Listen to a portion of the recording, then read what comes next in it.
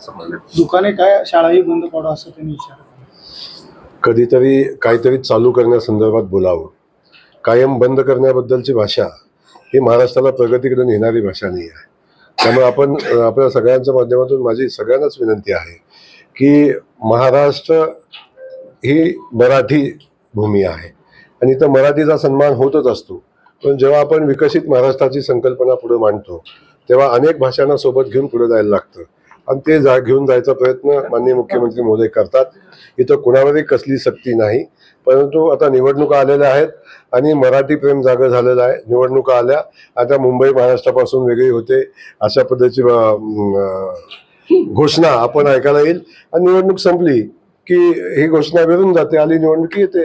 त्यामुळं चिमणीचं घर तर माहिती आहे ना तुम्हाला, पावसाळा आला की बांधायला सुरुवात करते पण ते घर तर कधीच पूर्ण होत नाही. त्यामुळं निवडणूक आल्यानंतर मराठीचं प्रेम, निवडणूक आल्यानंतर मुंबईचं प्रेम हे जे आहे हे सत्तेपर्यंत कधी पोहोचवणार नाही. मनपदा